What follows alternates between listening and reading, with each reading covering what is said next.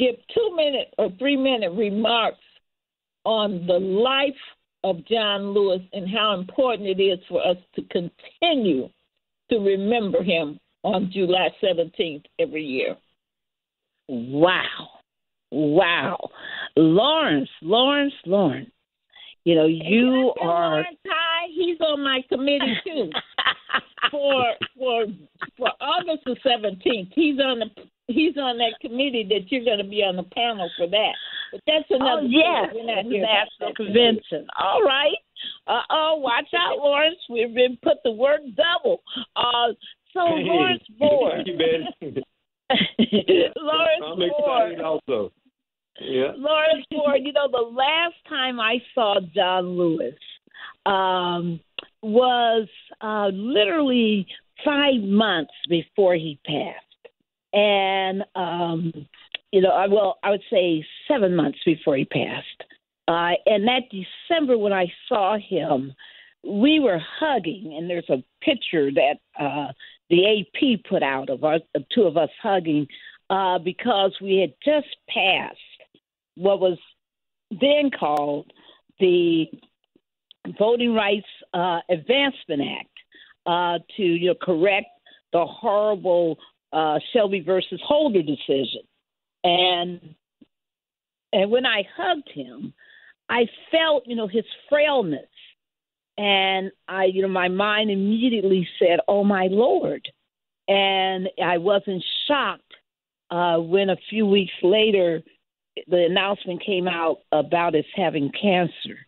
But I will always remember him in that moment, triumphant, knowing he was ill, putting his hand up in the air, declaring victory, and, doing what he loved to do, to urge all of us to move on. So when you think about the significance of July 17th, Lawrence, what does it mean to you? And why do you think South Carolina is going to come out strong again on July 17th for all your amazing events throughout the state? Tell us about it.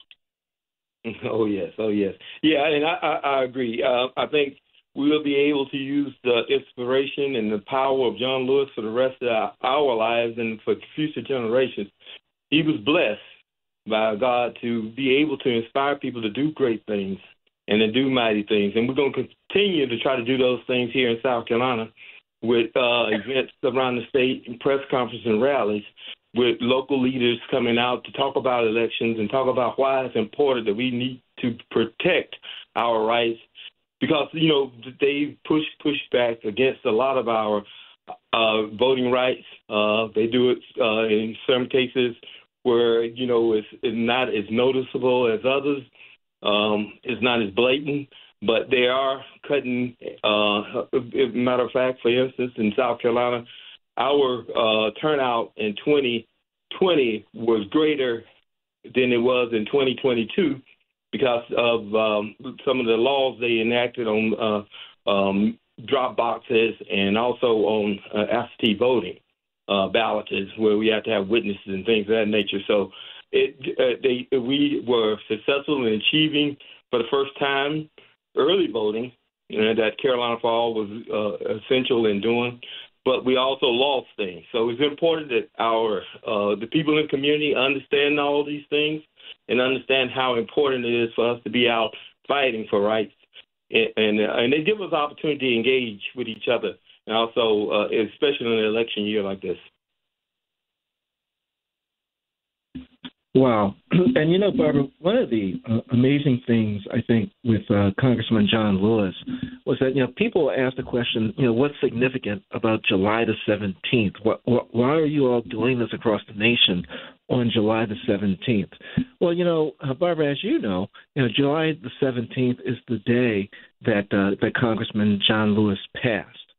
And right. We're lifting this up because, what's happening across the country with these National Day of Actions, it's not it's not something that's going to be done in solemnity that people are going to be feeling sad and just trying to remember what he was like. This is something where we're saying he lit everyone's light. He lit the torches for so many people to fight on for voting rights in their communities. That this is what this celebration is now on July the 17th, is that his light may have been extinguished at his death, but the flame of freedom that he lit goes forward across this nation. And Diane Arbery, I don't think anyone understands the importance of going forward after someone has passed, fighting for voting rights, fighting for justice, more than the Arbery family and what you all have experienced down there in Brunswick. Can you share with our audience what y'all going to be doing down in Brunswick on July the 17th, Diane? Okay, we are having an event at the Ahmaud Arbery Park, and we're going to be out there telling people about how important it is to vote. And I had so many people that done reached out to me. I had a pastor from Kansas. He said, I support you, and I will be there. He said, I got it on my calendar. And I want everybody just to come out and just sit down and talk about how John Lewis fought for our rights, for us to vote, all our big people that did all this fighting for us, and we're not getting out here voting like we should, and we can vote now. I was talking to this elderly lady, she about 90 years old, and she said when it was voting time, when she was coming up, they had to cut off all the lights in their houses when it was voting time. And now we got the rights to vote and support things that's going on in our communities, and we won't even do it. I want to talk to people about the stuff that's going on and get the right people in these offices to let them know that we demand them to do the right thing by all people. Woo, Diane, now come on now. We're gonna set it off in Glenn County in Ahmaud Arbery Park. We're gonna get people out to vote, and we're gonna show them that our vote counts. Well, Diane, now let's talk about the 90-year-old. And when she talked about you had to cut off the lights, people, I want us to go back to that, right, Daryl? Because you got to understand, we're talking about Georgia. We're talking about the Georgia where they killed Maceo Snipes for voting. We're talking about how black folks had to, when it came time for voting, had to be unseen, had to watch for their lives if they were even outside, if somebody thought they were going to try to even vote. This is the Georgia that hung, Miss Moore and a family and destroyed, their lives. This is the Georgia we're talking about. That's why, folks, you got to understand, why it's so important that, when John Lewis, when he, representing, Georgia at the time of his passing, he was trying to finish the job. He was there on that Pettus Bridge in 1965. He was beaten senseless, when that happened. And he was still courageous enough to rise up. We fall down, but we get up. And he got up. And he was there when they triumphantly finally did the Selma to Montgomery March, and he was there when President Johnson finally signed the bill. What became the Voting Rights Act of 1965. Yes, it is the 59th anniversary. So, Christine, in light of all of that, I mean, I just really want people to understand that the past is so present. And so as you're organizing your event in Syracuse, New York, tell us what you are looking to accomplish at that event. Sure. Thanks, Barbara. I mean, these events are a powerful opportunity to bring communities together for our shared vision of what our democracy could be, could look like. So for our event, we have a few goals. Of course, we want to bring community members together and inspire people to continue to stay in this fight. So we're planning to invite community leaders, civil rights leaders who've been doing this work in Syracuse for years to come and share why it's important to them to continue this fight and to offer words of inspiration. And, of course, we want to educate the broader Syracuse community who may not even know about our event.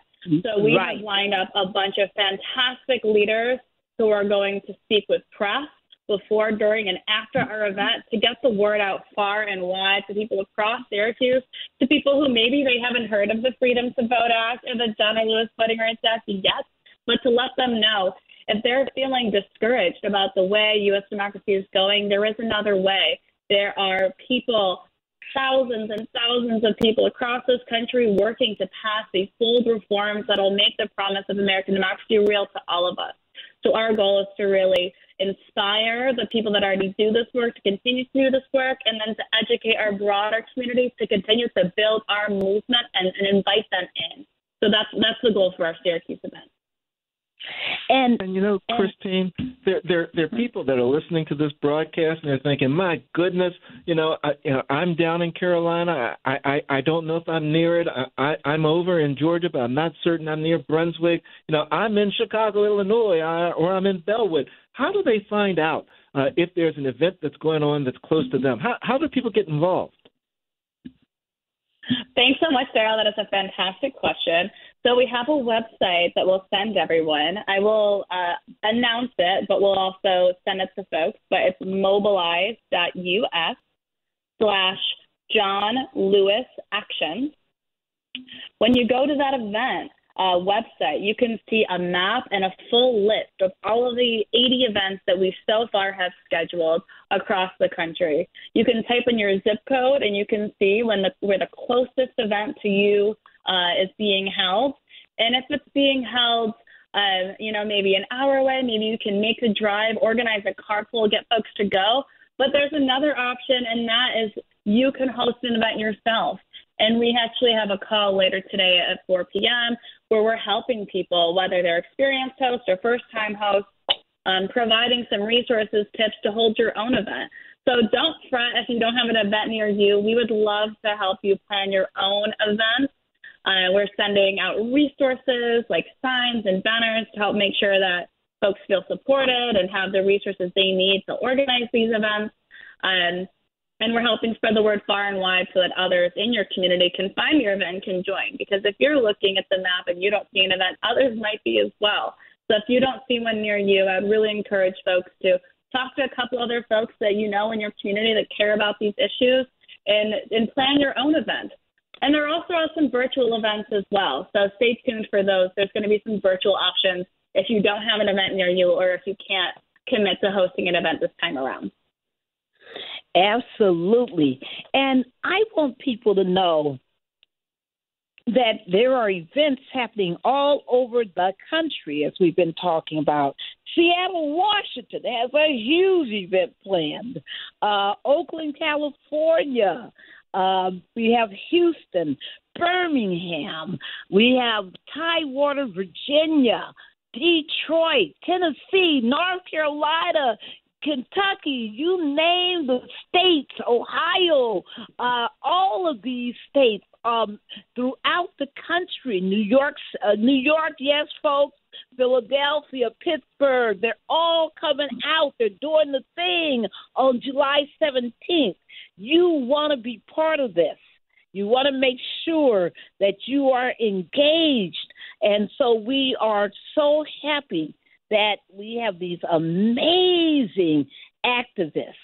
And, when you, Christine, just again, when you look at the Mobilize, because I've been looking at it and looking at these different events that people are planning and how much enthusiasm and creativity they're bringing to these events, and they're lifting up these voting rights laws that we're trying to pass.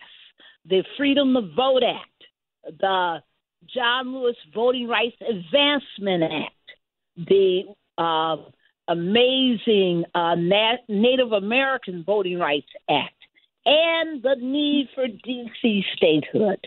When you look at that, what gives you, the most joy and inspiration as you look at this list of over 80 events? And folks, 2 months ago, there were 0 events because we Jess, we've been doing all this organizing in the last 2 months. What gives you what makes you the most joyous when you look at that mobilized list?